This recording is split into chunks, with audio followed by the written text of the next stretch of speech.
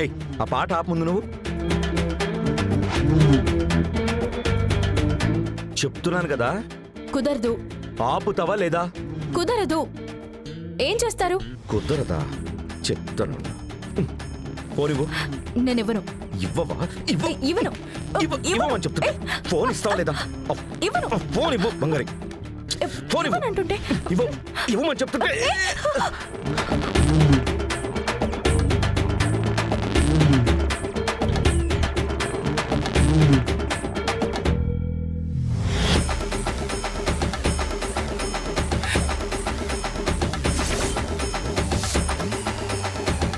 బావా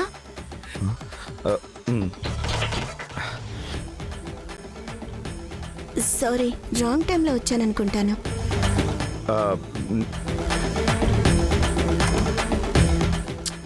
ఇదిగో చూడు బంగారి, ఇంకెప్పుడు ఇలా చేయొద్దు. చేస్తాను. మీరు నాకేం చేస్తే నేను మీకు బదులుగా అదే చేస్తాను.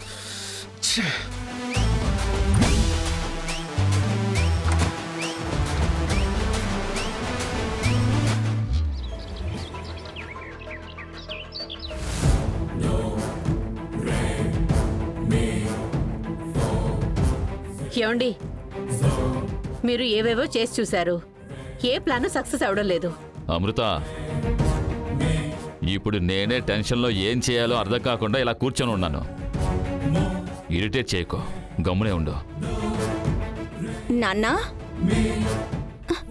అయ్యో నాన్న, ఏమైంది? చాలా టైర్డ్గా కనిపిస్తున్నారు. నేను మీకు కాఫీ పెట్టి తీసుకురానా?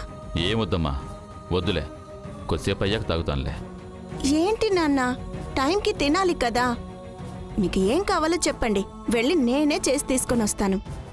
సరేలేమ్మా, ఇప్పుడేం వద్దు. లేదు నాన్న, మనం ఇంకా ఎన్ని రోజులు ఇంట్లో ఉంటామో ఏంటో, తర్వాత మళ్ళీ ఎప్పుడు తింటామో ఏమో కదా.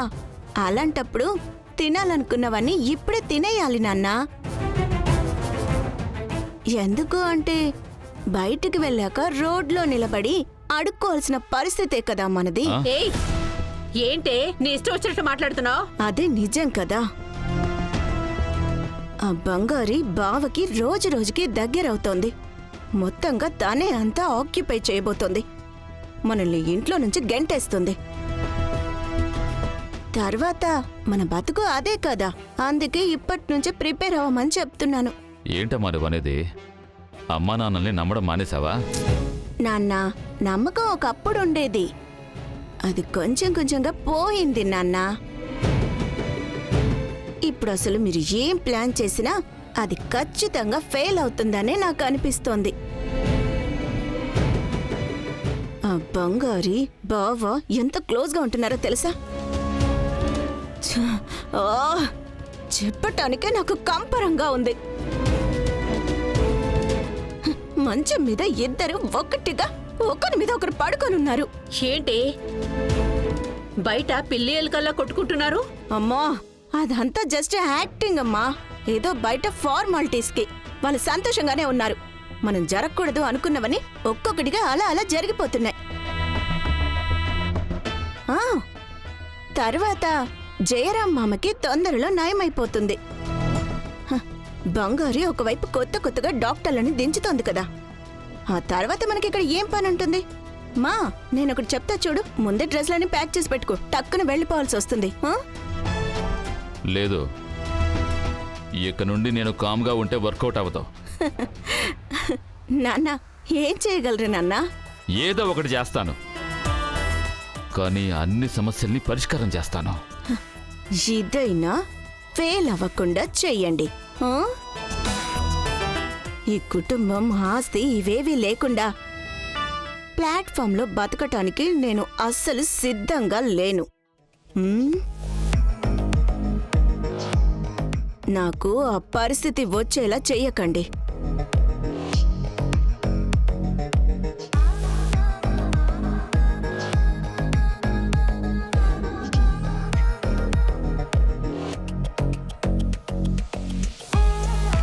అమృత, అందరూ ఆఫీస్కి వెళ్ళారు కదా?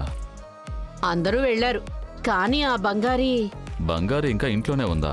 తను పోయిందనే అనుకుంటాను. ఝాన్సీ అమ్మ వెళ్లారు అంటే తను కూడా వెళ్ళే ఉంటుంది కదా. అయితే నీకు కన్ఫర్మ్గా తెలియదంటావు అంతేనా?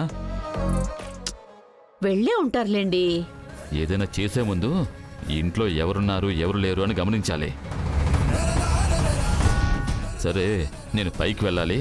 నర్సుని తినడానికి రమ్మను. ఎందుకండి? ఏయ్, నీకు అన్ని డీటెయిల్గా చెప్పాలా? వెళ్ళి పిలువు. అలాగేనండి.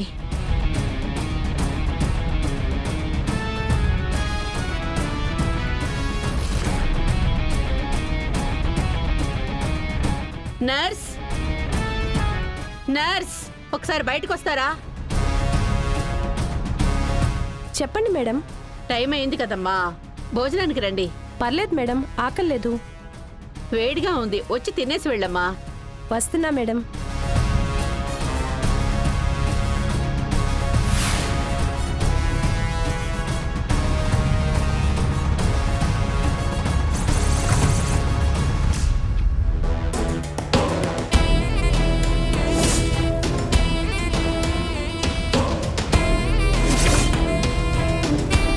ఏంటి బావా, నీకు కోడలు వచ్చిన తర్వాత నీకు నయమైపోతుంది అంటావా?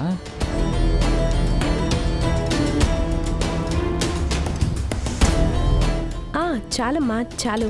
నిన్ను ఎంత కష్టపడి నేను కోమాలో ఉంచుతుంటే అలా ఉంచడానికి నేను ఎంత రిస్క్ తీసుకుంటున్నాను, ఎంత ఖర్చు పెడుతున్నాను. నిన్ను అంత తేలిగ్గా బయటికి రాణిస్తానా ఏంటి? రావడానికి లేదు బావా, చాలా తప్పు చేస్తున్నావు. నువ్వు బయటికి రాకూడదు. నీకు నయమైంది అనుకో, తర్వాత మాట్లాడేస్తావు. నీ వల్ల నా గురించి కొంచెం కొంచెం నిజమంతా బయటకు వస్తుంది. నీ చెల్లిని వెతికి పట్టుకుని మరీ ఈ ఇంట్లో తెచ్చిపెట్టేస్తావు. బేసిక్గానే నువ్వు చాలా మంచివాడి బావా. అందుకని ఆ బంగారి ఉంది కదా, తనకి నువ్వు సపోర్ట్ చేయడం మొదలుపెట్టేస్తావు. ఇదంతా నాకు అవసరమా బావా? ఆ తర్వాత ఈ ఇంట్లో నాకంటూ ఏముంటుంది? ఇప్పటికే మీ అమ్మ నన్ను పని మనిషిలా చూస్తోంది బావా. ఆ తర్వాత కంప్లీట్గా నన్ను పని మనిషినే చేసేస్తారు. తప్పు బావా, చాలా పెద్ద తప్పు. ఒకటి నువ్వు కోమాలోనే ఉండిపోవాలి, లేదంటే ఆ బంగారీ ఇంటికి కోడలుగా వచ్చుండాల్సింది కాదు. ఇప్పుడు లెక్కంతా తప్పుగా ఉంది కదా, అది అది నేను సరిచేయాలి కదా. చేస్తాను.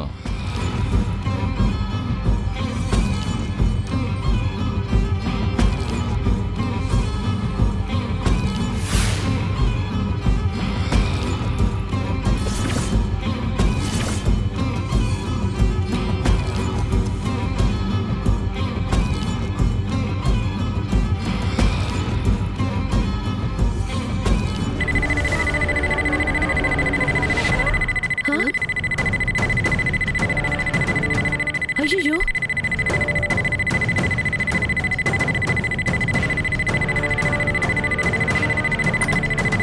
అన్నయ్య,